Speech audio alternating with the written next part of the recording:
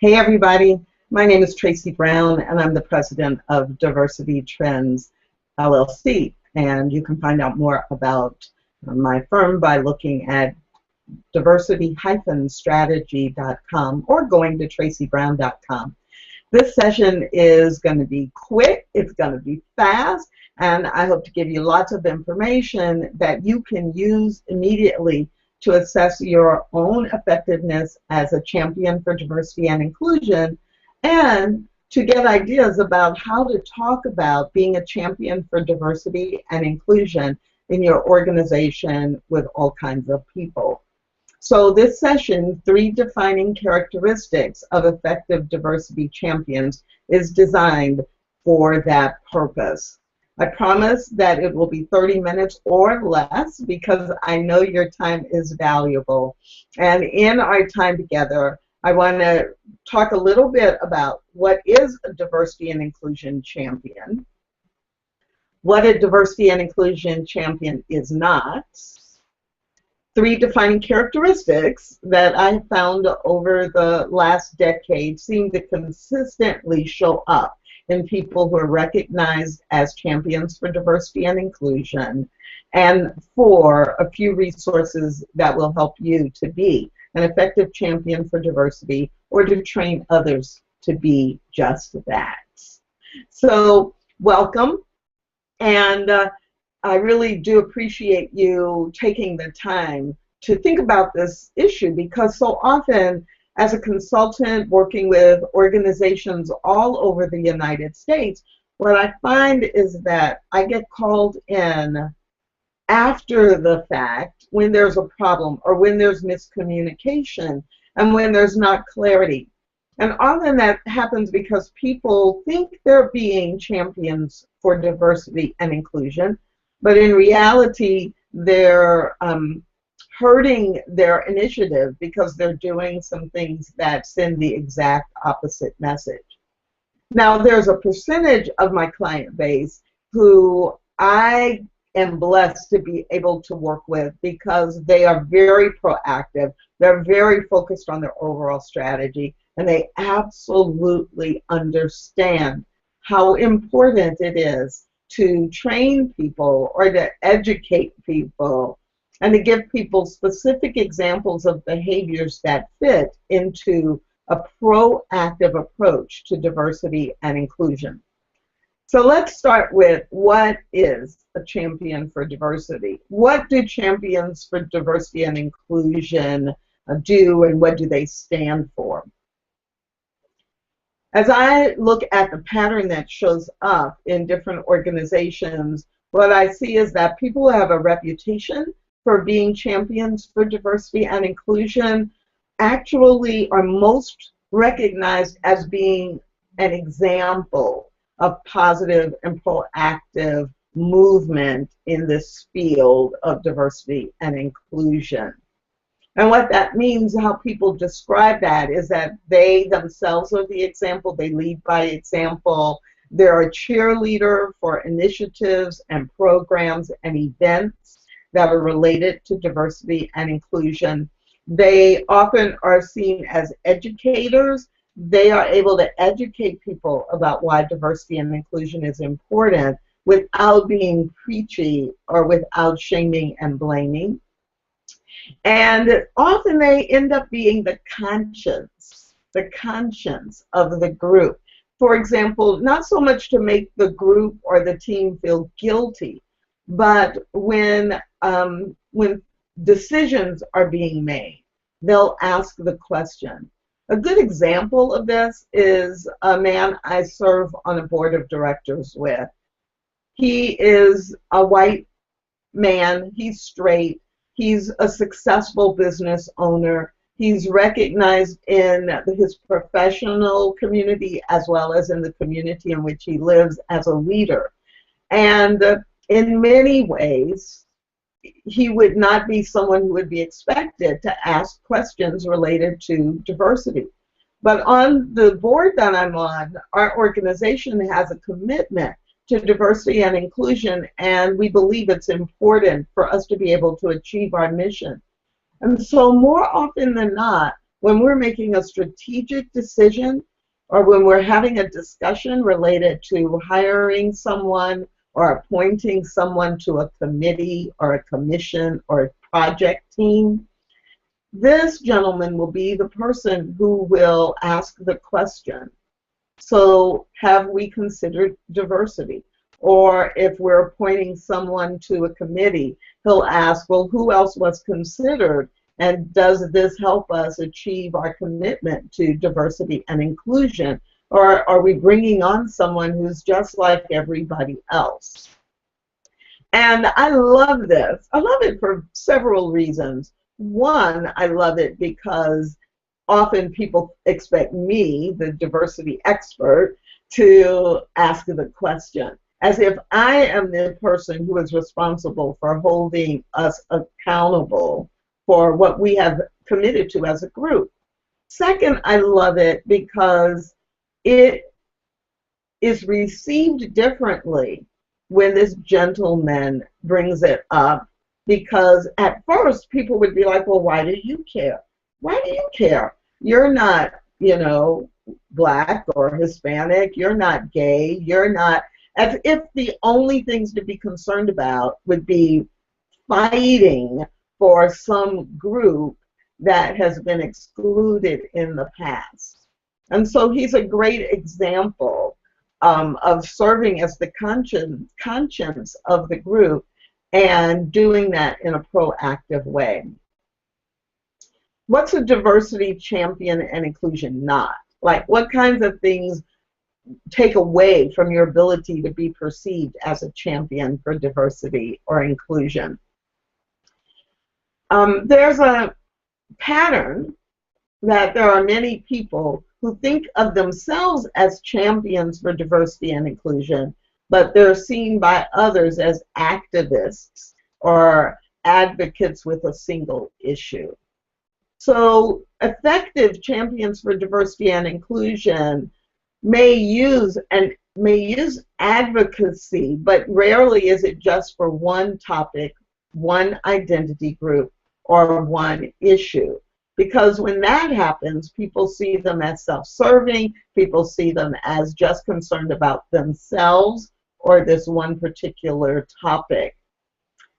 Social justice has its place. In fact, I grew up in the civil rights movement, and I really understand and have participated in activism in a lot of different ways in my communities. But in the workplace or in a board or as part of a nonprofit organization, when you are a champion for diversity and inclusion, social justice tactics don't always work. In fact, usually they will backfire unless they are used in response to a specific concern or a specific event or problem.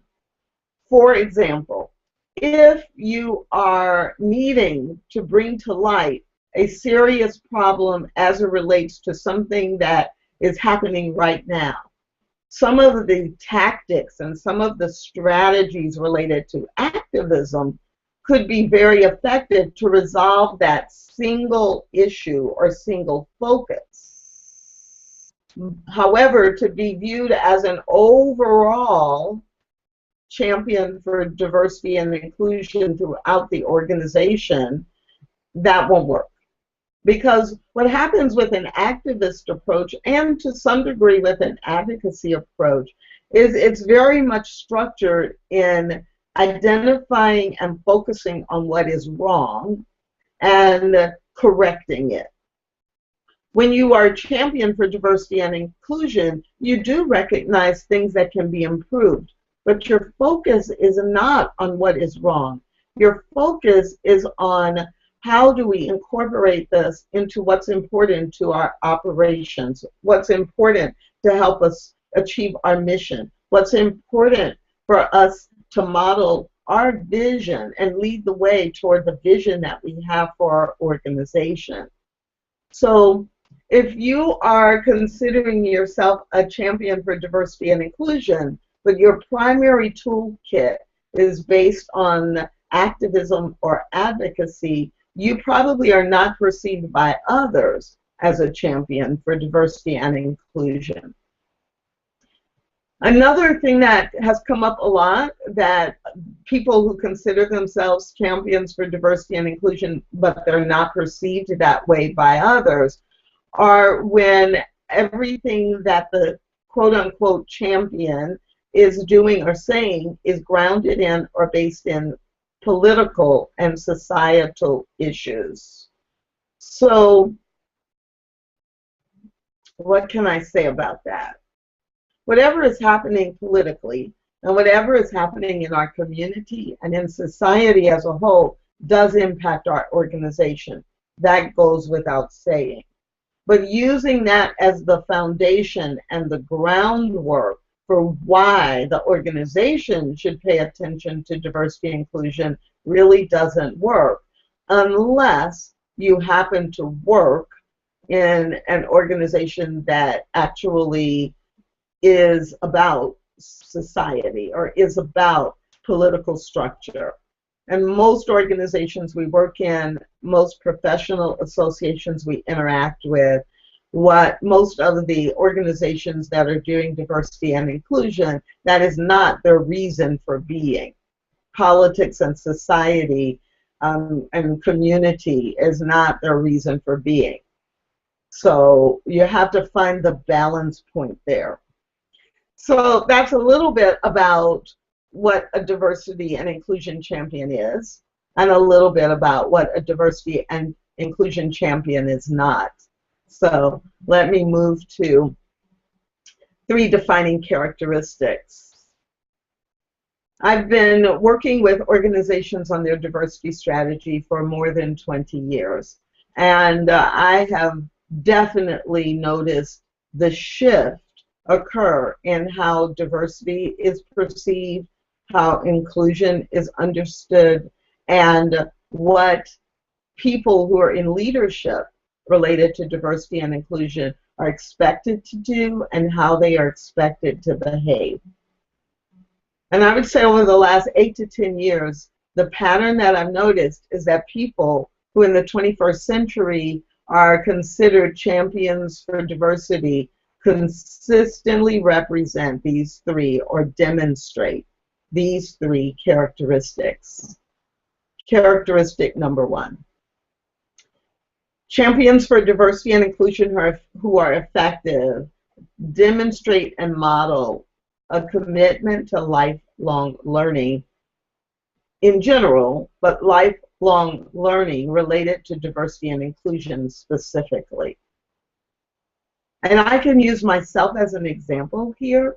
So yes, by many, I am considered an expert on diversity and inclusion, the impact of diversity on productivity, on leadership, and on customer service. I've written books about it. I've spoken all over the United States about it. I get to speak about it all the time inside organizations, and I get to coach hundreds of people on how they can be more effective in an environment that's multicultural, multi-ethnic, and multi-generational.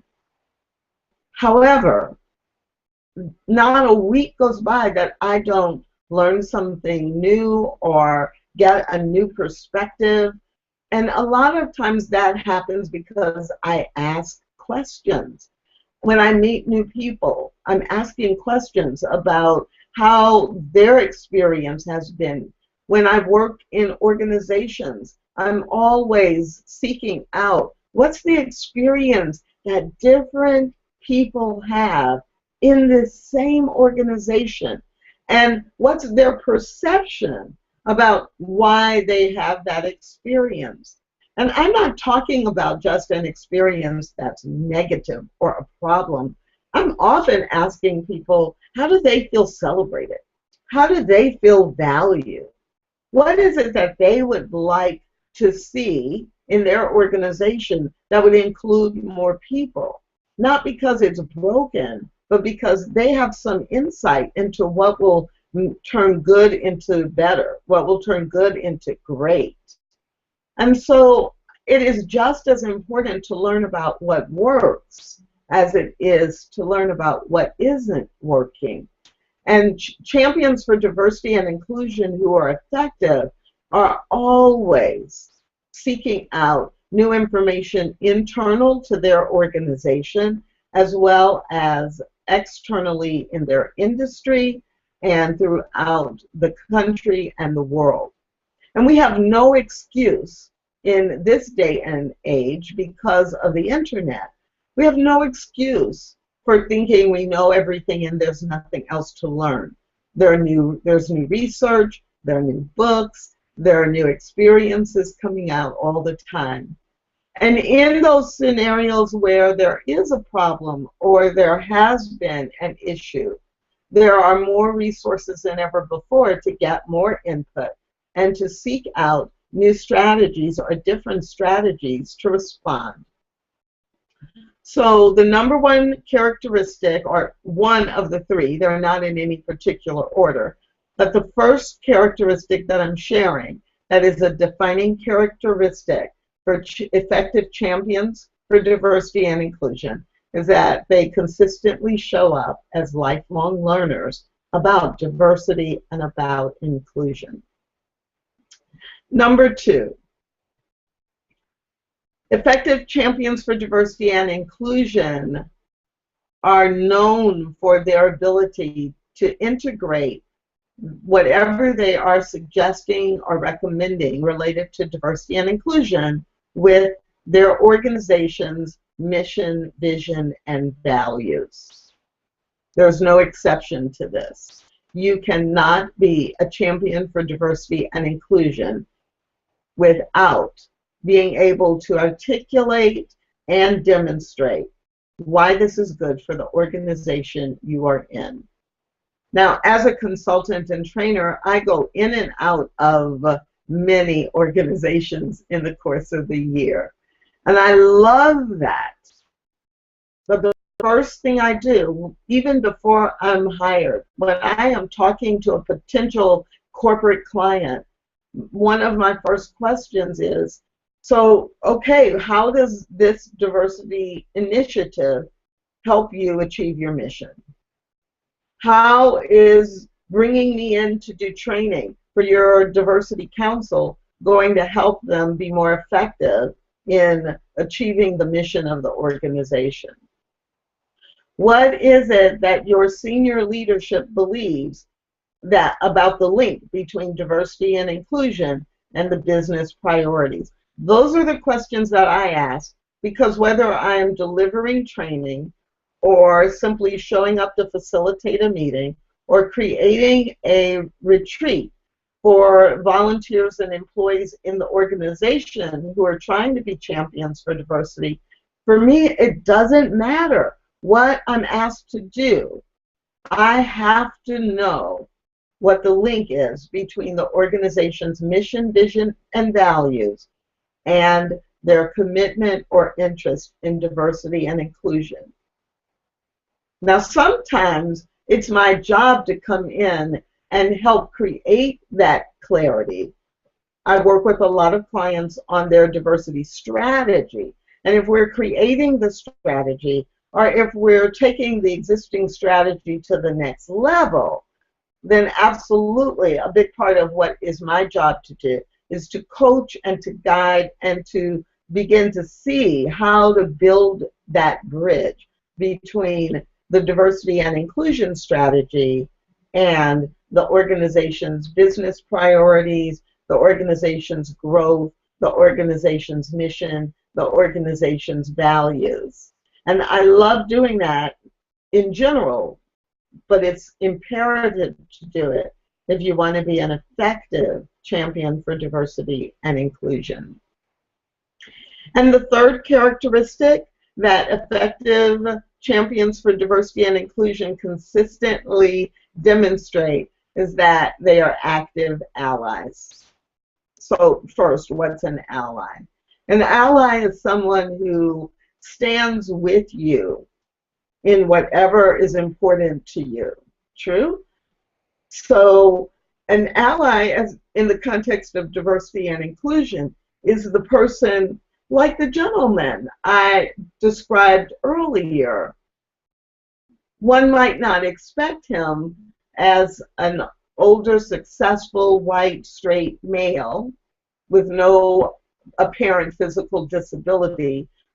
One might not expect him to speak up when there are questions or when there are opportunities and they involve other people. But he absolutely demonstrates the value of being an ally, because when he speaks, there's no question about whether he has a self-serving agenda or whether there is something else going on under the current. In fact, I interviewed him once, and I asked him directly, why is it that you care about diversity and inclusion? No one would expect you to, based on the package that they see. And he immediately, without any hesitation, said, I care about diversity and inclusion because I care about people. And I care about all people in our organization. Isn't that a great response?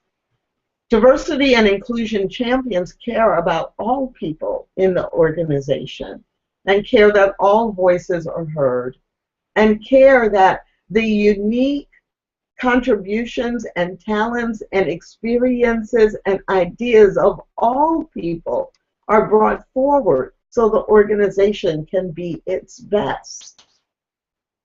And so those champions who are perceived as effective, those champions who are perceived as being excellent as champions, are active allies. And they show that they're active allies not just by their words, but they show up at events for different groups or with different topics. They are known to speak up in meetings as it relates to different identity groups and different opportunities. So they show up and they speak up and they clean it up when something happens that is offensive or is disrespectful. They will step in and speak to that. They will step in and say, you know, that is really not acceptable, because in our culture, in our organization, we agree that treating everyone fairly is a part of our values. And to be in integrity with that, you must, absolutely must, be an active ally. So those are the three defining characteristics of effective diversity champions. They're lifelong learners as it relates to diversity and inclusion. They actually and consistently integrate the commitment to diversity and inclusion with the organization's mission and vision and values. And they demonstrate what it looks like to be an active ally. So what about you? Do you consider yourself a champion for diversity and inclusion? More importantly, do others consider you a champion for diversity and inclusion? Well, I know that even though I consider myself a champion for diversity and inclusion, because I'm a lifelong learner, I always want to be able to take on additional information, take it in, take it on, practice it. And so one of the things that we offer at Diversity Trends is a 27-module series that really helps you understand what it's like to be a champion for diversity. And the series is called Diversity Champions Unleashed. And it's a course that will help you because you can use it step by step. You can do one lesson a day for 27 days. You can do one lesson and think about it for a while and then pick up the next lesson and do it over a longer period of time. It's a self-study course. And each lesson or each module in the course includes basic information, tips of things to remember, and many of the lessons include one or more self-directed activities, a worksheet, an assessment form, questions to ask as you interview others for more input.